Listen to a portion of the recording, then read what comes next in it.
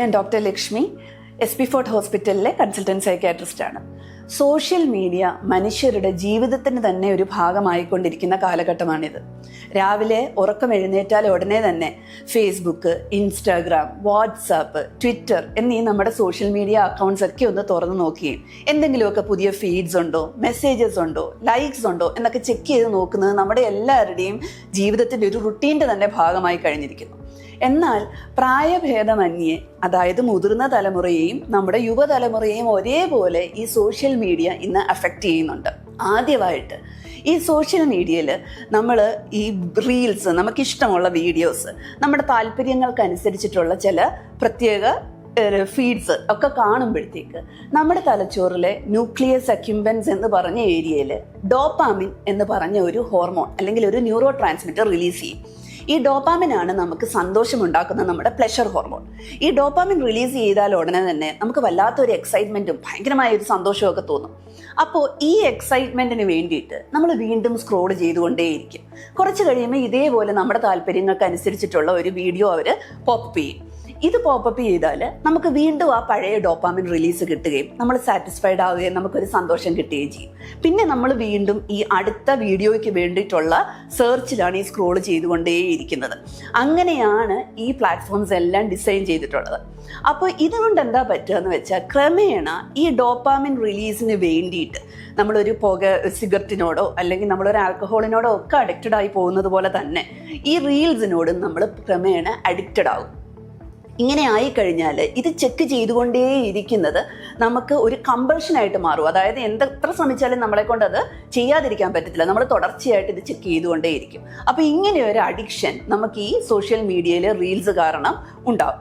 ഇനി രണ്ടാമതായിട്ട് കമ്പാരിസൺ. അതായത് നമുക്കറിയാം, നമ്മളെല്ലാവരും സോഷ്യൽ മീഡിയയിൽ ഒരു വീഡിയോ അല്ലെങ്കിൽ നമ്മുടെ ഒരു ഇമേജ് അപ്ലോഡ് ചെയ്യുമ്പം നമുക്ക് എടുത്തതിൽ തന്നെ ഏറ്റവും ഇഷ്ടപ്പെട്ടിട്ടുള്ള ഇമേജാണ് നമ്മൾ അപ്ലോഡ് ചെയ്യുന്നത്. അതും എഡിറ്റ് ചെയ്ത് ഫിൽറ്ററൊക്കെ ഇട്ടിട്ടാണ് അപ്ലോഡ് ചെയ്യുന്നത്.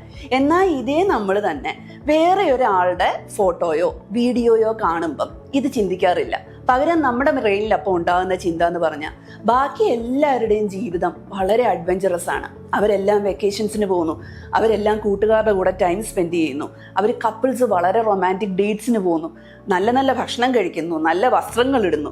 അപ്പം നമ്മുടെ ജീവിതം ഇതുപോലെയൊന്നും അല്ല എന്നൊരു ചെറിയ കുശുമ്പും അസൂയയൊക്കെ നമ്മുടെ മനസ്സിലുണ്ടാവും.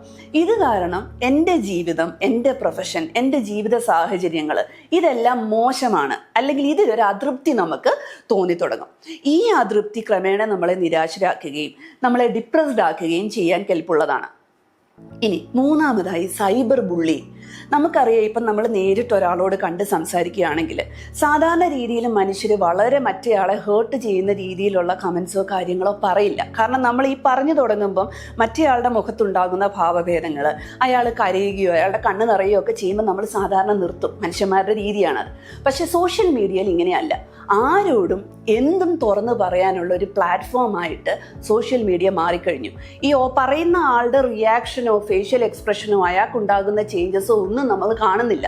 നമ്മൾ കമൻ്റ് ഇടുന്നു, പോകുന്നു എന്നേ ഉള്ളൂ. ഇവിടെ എന്ത് തോന്നിവാസം വിളിച്ചു പറയാനുമുള്ള ഒരു ലൈസൻസ് ആയിട്ട് മാറിയിട്ടുണ്ട് ഇപ്പോൾ പല സോഷ്യൽ മീഡിയ അക്കൗണ്ട്സും.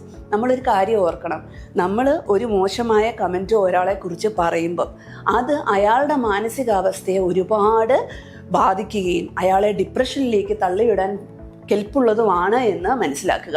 കഴിയുന്നതും നമുക്ക് അഭിപ്രായ സ്വാതന്ത്ര്യം ഉണ്ട്, ശരിയാണ്, എന്ന് വെച്ചിട്ട് മറ്റുള്ളവരെ ഹേർട്ട് ചെയ്യുന്ന രീതിയിലുള്ള കമൻസ്, പോസ്റ്റ് ഇതൊന്നും ആരും ചെയ്യാതിരിക്കുക. ഇനി നാലാമതായിട്ട്, നമ്മൾ യൂഷ്വലി ഈ ജോലിയൊക്കെ കഴിഞ്ഞ് വൈകുന്നേരം വീട്ടിൽ വന്ന് എല്ലാ പണിയും ഒതുക്കി കിടക്കാൻ നേരമാണ് ഈ പലപ്പോഴും അക്കൗണ്ട്സ് തുറന്ന് നോക്കുന്ന ഒരു രീതി എല്ലാവർക്കും ഉള്ളത്. അപ്പം നമ്മുടെ ഈ മൊബൈലിൽ നിന്ന് എമിറ്റ് ചെയ്യുന്ന ബ്ലൂ ലൈറ്റ് നമ്മുടെ ഉറക്കത്തിനെ കാര്യമായിട്ട് ഡിസ്റ്റർബ് ചെയ്യുന്ന സാധനമാണ്.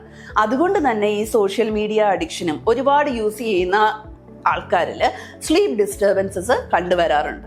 ഇനി സോഷ്യൽ മീഡിയ ഉണ്ടാക്കുന്ന ഏറ്റവും വലിയ പ്രശ്നം എന്താണെന്ന് നമ്മൾ ചോദിച്ചു കഴിഞ്ഞാൽ, റിയൽ ലൈഫിൽ നിന്ന് ഡിറ്റാച്ച്ഡായി ഒരു ഫേക്ക് വേൾഡിൽ ജീവിക്കുന്ന ഒരു രീതി ആൾക്കാർക്ക് വരുന്നുണ്ട്. നമ്മളിപ്പോൾ കാണാറുണ്ട്, നമ്മളൊരു ഗെറ്റ് ടുഗദറിന് പോയി എല്ലാവരും അവരവരുടെ മൊബൈലിൽ നോക്കി ബിസി ആയിട്ട് ഇരിക്കുകയായിരിക്കും. പെട്ടെന്ന് ഒരാൾ പറയുന്നു, വാ നമുക്കൊരു സെൽഫി എടുക്കാം, ഫേസ്ബുക്കിൽ പോസ്റ്റ് ചെയ്യാം. എല്ലാവരും എഴുന്നേൽക്കുന്നു, ചിരിക്കുന്നു, ഈ സെൽഫിക്ക് പോസ് ചെയ്യുന്നു.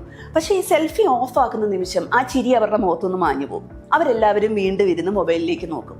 അപ്പൊ ഈ സോഷ്യൽ മീഡിയയിൽ നമ്മൾ സന്തുഷ്ടരാണ് എന്ന് എല്ലാവരെയും ബോധിപ്പിക്കാൻ വേണ്ടി മാത്രം ജീവിക്കുന്ന ഒരു സമൂഹമായിട്ട് നമ്മൾ ഇന്ന് മാറിക്കഴിഞ്ഞിരിക്കുന്നു. അങ്ങനെയല്ല, റിയൽ ലൈഫിലെ സന്തോഷങ്ങൾക്ക് നമ്മൾ കൂടുതൽ പ്രാധാന്യം നൽകണം. അതായത് നമ്മൾ ഒരു ഫാമിലിയുടെ കൂടെ ടൈം സ്പെൻഡ് ചെയ്യുക, ഗെറ്റ് ടുഗദേഴ്സിന് പോവുക, കുറച്ച് നേരം നേച്ചറിൻ്റെ കൂടെ ടൈം സ്പെൻഡ് ചെയ്യുക. ഇതൊക്കെ നമുക്ക് സന്തോഷം ഉണ്ടാക്കുന്ന കാര്യങ്ങളാണ്. അതിനുവേണ്ടിയൊക്കെ നമ്മൾ ടൈം കണ്ടുപിടിക്കണം. പിന്നെ ഈ സോഷ്യൽ മീഡിയ നമ്മളിപ്പോൾ അറിയാം, നമ്മളൊരു കമ്പ്യൂട്ടറിൽ നമ്മളൊരു ബട്ടൺ തുടർച്ചയായിട്ട് ഇങ്ങനെ പ്രസ് ചെയ്തുകൊണ്ടിരുന്നു കഴിഞ്ഞാൽ എന്താ സംഭവിക്കുക? കുറച്ച് നാൾ കഴിയുമ്പോൾ ആ ബട്ടൺ ഫങ്ഷനിങ് കുറച്ച് ഒരു ഡിസ്ഫങ്ഷൻ ചെയ്യാൻ തുടങ്ങും. അതേപോലെ ഈ ഓരോ തവണ ഈ റീൽസ് കാണുമ്പോഴും നമ്മുടെ തലച്ചോറിൽ ഈ ന്യൂക്ലിയസ് അക്യുംബൻസ് എന്ന് പറഞ്ഞ സ്ഥലത്ത് നമ്മൾ പ്രസ് ചെയ്യുകയാണ്. അത് പ്രസ് ചെയ്യുമ്പോൾ അവിടെ സ്റ്റിമുലേറ്റഡ് ആകുമ്പോൾ നമ്മുടെ ഡോപ്പാമിൻ റിലീസ് ചെയ്യുന്നു, നമുക്കൊരു സന്തോഷം തോന്നുന്നു. പക്ഷെ ഇത് നമ്മൾ തുടർച്ചയായിട്ട് ചെയ്തുകൊണ്ടിരിക്കുകയാണ് ഈ സോഷ്യൽ മീഡിയയിൽ. അപ്പോൾ എന്ത് പറ്റുമെന്ന് വെച്ചാൽ കുറച്ച് നാൾ കഴിയുമ്പം സാധാരണ രീതിയിൽ നമുക്ക് സന്തോഷം തരേണ്ട കാര്യങ്ങളിലൊന്നും നമുക്ക് യാതൊരു എക്സൈറ്റ്മെൻറ്റും തോന്നാതെയാവും. അതായത് നമുക്കൊന്ന് വെളിയിൽ പോയാലോ, ഒരു നല്ല സീനറി കണ്ടാലോ, അല്ലെങ്കിൽ ആൾക്കാരുടെ കൂടെ സംസാരിച്ചാലോ ഒന്നും നമുക്ക് പ്രത്യേകിച്ച് യാതൊരു എക്സൈറ്റ്മെൻറ്റോ സന്തോഷമോ തോന്നിയില്ല. ഇതുകൊണ്ടൊക്കെയാണ് പലപ്പോഴും നമ്മുടെ യുവതലമുറ എക്സൈറ്റ്മെൻറ്റിന് വേണ്ടിയിട്ട് സിന്തറ്റിക് ഡ്രഗ്സും MDMA ഒക്കെ പുറകെ പോകുന്നത്. കാരണം നോർമൽ സന്തോഷങ്ങളിലൊന്നും അവർക്ക് യാതൊരു എക്സൈറ്റ്മെൻറ്റും ഫീൽ ചെയ്യുകയില്ല. ഇനി എങ്ങനെയാണ് നമുക്ക് ഈ സോഷ്യൽ മീഡിയ അഡിക്ഷൻ തരണം ചെയ്യാൻ സാധിക്കുന്നത്? ആദ്യമായിട്ട് ഏതൊരു അഡിക്ഷനെയും നമ്മൾ ട്രീറ്റ് ചെയ്യുന്ന പോലെ തന്നെ ഡീടോക്സിഫിക്കേഷൻ ആണ് ചെയ്യേണ്ടത്. ഇതിനെ ഡിജിറ്റൽ ഡീടോക്സ് എന്നാണ് നമ്മൾ വിളിക്കാറ്. അതായത് എല്ലാ ദിവസവും ഒരു നിശ്ചിത സമയം നമ്മൾ മൊബൈൽ യൂസിന് വേണ്ടിയിട്ട് അല്ലെങ്കിൽ സോഷ്യൽ മീഡിയ അക്കൗണ്ട്സ് തുറന്ന് നോക്കാനായി മാറ്റിവെക്കുക. ആ സമയത്ത് മാത്രമേ നമ്മൾ ഈ സോഷ്യൽ മീഡിയ അക്കൗണ്ട്സ് തുറന്ന് നോക്കാനും അതിനകത്ത് സമയം ചെലവഴിക്കാനും പാടുള്ളൂ. അത് തീരുമ്പം നമ്മളെ അലേർട്ട് ചെയ്യാൻ വേണ്ടിയിട്ട് ഒരു പോപ്പപ്പ് മെസ്സേജോ അല്ലെങ്കിൽ ഒരു ടൈമറോ എന്തെങ്കിലും നമ്മുടെ മൊബൈലിൽ സെറ്റ് ചെയ്യുക. ആ ടൈം കഴിഞ്ഞാൽ അത് ഉടനെ തന്നെ മാറ്റിവെച്ച് നമ്മുടെ ലൈഫിലേക്ക് തിരിച്ചു വരിക. ഇനി രണ്ടാമത്, നമ്മൾ സൈബർ ബുള്ളിങ്ങിൻ്റെ വിക്ടിംസ്, അതായത് സൈബർ ബുള്ളിങ് കാരണം ആയിട്ടുള്ള ആൾക്കാരോട് എനിക്ക് പറയാനുള്ള ഒരു കാര്യമേ ഉള്ളൂ. ഈ ലോകത്ത് ഏതോ ഒരു കോണിൽ ഒരു ലാപ്ടോപ്പിൻ്റെയോ ഐപാഡിൻ്റെയോ മൊബൈലിൻ്റെയോ ഒക്കെ പുറകിലിരുന്ന് ഒരാൾ നമ്മളെക്കുറിച്ച് ഒരു കമൻ്റ് ഇട്ടു എന്ന് കരുതി ഉടനെ അത് സത്യമാണ് എന്ന് വിശ്വസിക്കാതിരിക്കുക. ആ കമൻ്റ് അല്ല നിങ്ങളെ ഡിഫൈൻ ചെയ്യുന്നത്. ഒരാൾ നമ്മളോട് നീ മോശമാണ് എന്ന് പറഞ്ഞാൽ ഉടനെ അതിൻ്റെ അർത്ഥം നമ്മൾ മോശമാണ് എന്നല്ല. അതുകൊണ്ട് ഇത്തരം കമൻറ്റ്സ്, നമുക്ക് എല്ലാവർക്കും ഒരു സോഷ്യൽ സർക്കിളുണ്ട്, നമ്മുടെ ഏറ്റവും ഇൻറ്റിമേറ്റ് ആയിട്ടുള്ള ഒരു സോഷ്യൽ സർക്കിൾ. അതായത് നമ്മുടെ വെൽവിഷേഴ്സ് ആണ് എന്ന് നമുക്ക് 100% ഉറപ്പുള്ള ഒരു കൂട്ടം ആൾക്കാരുണ്ട്. അച്ഛൻ, അമ്മ, നമ്മുടെ സഹോദരങ്ങൾ, നമ്മുടെ ഏറ്റവും ക്ലോസ് ആയിട്ടുള്ള 2-3 ഫ്രണ്ട്സ്, നമ്മുടെ മക്കള്, ഇവരൊക്കെ പറയുന്ന ക്രിറ്റിസിസത്തിനും കമൻസിനും മാത്രം വില കൊടുത്താൽ മതി. ബാക്കിയുള്ളവർ പറയുന്നത് ഇഗ്നോർ ചെയ്യാൻ നമ്മൾ ശീലിച്ചേ മതിയാകും. ഇനി ഇതൊക്കെ ചെയ്തിട്ടും നിങ്ങൾ ഡിപ്രസ്ഡ് ആണ് എന്ന് തോന്നുകയാണ് എങ്കിൽ വെച്ചോണ്ടിരിക്കരുത്. തീർച്ചയായും ഒരു സൈക്കാട്രിസ്റ്റിനെ പോയി കാണുകയും അതിന് ചികിത്സ എടുക്കുകയും ചെയ്യണം. കാരണം ഡിപ്രഷൻ ഒരു രോഗം തന്നെയാണ്. ഇനി നമുക്ക് ജീവിതത്തിൽ നമുക്ക് സന്തോഷം തരുന്ന കാര്യങ്ങൾ, അതായത് നോർമലി ഒരു മനുഷ്യന് പ്ലഷർ തോന്നേണ്ട കാര്യങ്ങൾ നമ്മൾ ചെയ്യണം. റിയൽ ലൈഫ് ഹാപ്പിനെസ്സിന് ഇമ്പോർട്ടൻസ് കൊടുക്കുക. ഉദാഹരണത്തിന് നേച്ചറിൻ്റെ കൂടെ നമ്മൾ കുറച്ച് സമയം സ്പെൻഡ് ചെയ്യുക. വല്ലാത്തൊരു ഹീലിംഗ് പവർ ഉണ്ട് നമ്മുടെ പ്രകൃതിക്ക്. അതുകൊണ്ടാണ് ഒരു മനോഹരമായ സൺസെറ്റ് കാണുമ്പോൾ, വളരെ പ്രകൃതി രമണീയമായ ഒരു സ്ഥലം കാണുമ്പോഴൊക്കെ നമുക്ക് വല്ലാത്തൊരു സന്തോഷവും ഒരു റിലാക്സേഷനും ഒക്കെ ഫീൽ ചെയ്യുന്നത്. അപ്പം നേച്ചറിൻ്റെ കൂടെ കുറച്ച് സമയം നമ്മൾ തീർച്ചയായിട്ടും സ്പെൻഡ് ചെയ്യണം. അതേപോലെ ഫാമിലിയോടൊപ്പം നമ്മുടെ ഫ്രണ്ട്സിനോടൊപ്പം സമയം സ്പെൻഡ് ചെയ്യുക. റിയൽ ലൈഫ് ഇൻട്രാക്ഷൻസിന് നമ്മൾ പ്രാധാന്യം കൊടുക്കുക. പലപ്പോഴും കണ്ടുവരുന്ന ഒരു രീതിയാണ്, ഫേസ്ബുക്കിലും സോഷ്യൽ മീഡിയയിലും ഒക്കെ വളരെ ആക്റ്റീവായിരിക്കും, ഭയങ്കരമായിട്ട് സംസാരിക്കുകയും മെസ്സേജ് അയക്കുകയും ഒക്കെ ചെയ്യുന്ന ആൾക്കാരായിരിക്കും. പക്ഷെ ഇവരെ നേരിട്ട് തമ്മിൽ കണ്ടാൽ ഇവർക്ക് സംസാരിക്കാൻ അറിഞ്ഞൂടാ. നോർമലി നമ്മൾ എങ്ങനെയാണ് ഒരാളോട് സംസാരിക്കേണ്ടത്, എങ്ങനെയാണ് ഇൻട്രാക്ട് ചെയ്യേണ്ടത് എന്ന് ആൾക്കാർ മറന്നുപോയി, പ്രത്യേകിച്ച് ഇന്നത്തെ യുവതലമുറ. അപ്പം അത് റിയൽ ലൈഫ് ഇൻട്രാക്ഷൻസിന് കൂടുതൽ പ്രാധാന്യം കൊടുക്കുക.